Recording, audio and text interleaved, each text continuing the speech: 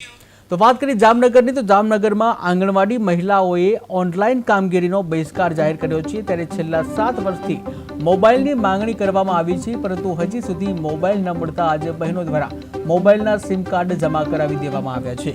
આંગણવાડી વર્કરોનો સ્પષ્ટ આક્ષેપ છે કે હાઈકોર્ટના નિયમ મુજબ 24,500 પગાર મળવો જોઈએ, પરંતુ હાલ તેનાથી ઘણો ઓછું વેતન આપવામાં આવે છે।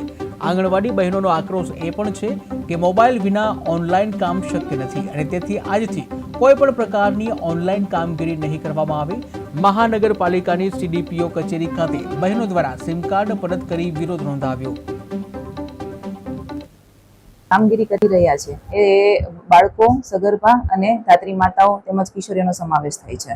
તો એ તમામનું અહિત ન થાય, કેમ કે જે એન્ટ્રીઓ કરવાની છે પોષણ ટ્રેકરમાં, એ પોષણ ટ્રેકરમાં તમામ એન્ટ્રીઓ ભૂલકાઓનું ભવિષ્ય જોડાયેલું છે, કેમ કે એમના આધારે RTE નું આપણે સર્ટિફિકેટ ઇસ્યુ કરીએ છીએ। તો એ તમામ બધી વસ્તુઓના કારણે બાળકોને પ્રોબ્લેમ ન થાય, એ તમામ કારણોસર અમારી કાર્યકર બહેનોને એવી અપીલ છે કે ભાઈ એ આ સિમ કાર્ડ જમા ન કરાવે અને એમની જે રૂટીનનું કાર્ય છે એ ચાલુ રાખે। બીજા નંબરની વસ્તુ, એમની જે સરકાર સામે માંગ છે, સરકારમાં હાલ થોડા ઘણા પરિવર્તનો થયા છે, એ સબબ અત્યારે જે ફાઇલ પ્રક્રિયામાં છે એમની જે માંગણી છે કે ભાઈ આંગણવાડી કાર્યકરોને ફોન આપવામાં આવે અથવા તો રોકડ રકમ આપવામાં આવે, એમના દ્વારા ફોન લઈ શકે, તો એ તમામ કામગીરી હાલ ફાઇલ ઉપર છે।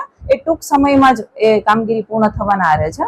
તો આ કામગીરી સિમ કાર્ડ ન જમા કરાવડાવી, એમની કામગીરી સતત ચાલુ રહે, એટલા માટે આપણે બાળકો અને સરકાર બંનેનું હિત જળવાઈ રહે એ બાબતે અમારી અપીલ છે। 7 વર્ષ પહેલા અમારા દ્વારા સરકારશ્રી દ્વારા કેશ મોબાઈલ આપવામાં આવેલા છે, જે હમણાં ટૂંક સમયમાં 2 થી 3 વર્ષ પહેલા જે બધા મોબાઈલ બંધ થયેલા છે, એટલે બંધ થયેલા। તમારું નામ શું? હા, મારું નામ ચતવાણી મેઘના છે। હું ભારતીય આંગણવાડી કર્મચારી મહાસંઘમાંથી આવું છું, જામનગર જિલ્લામાંથી।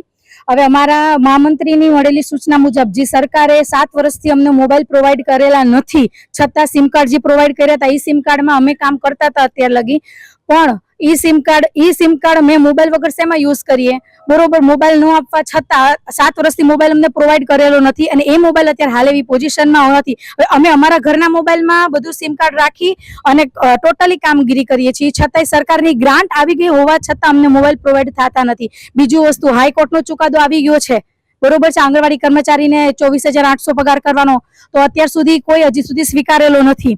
પછી ઓનલાઈન કામગીરી મોબાઈલ ન હોવા છતાં બહેનો કરે છે, અને કદાચ કોઈ કામગીરીમાં કોઈ ભૂલચૂક રહી જાય તો અધિકારી તરફથી સીધી જ બહેનોને કપાત કરવામાં આવે છે, ઉતારી મૂકવાની ધમકી આપવામાં આવે છે। આ બાબતનો અમે વિરોધ કરીએ છીએ અને આજથી અમે ઓનલાઈન આ બધા સિમ કાર્ડ અત્યારે જે તે અધિકારી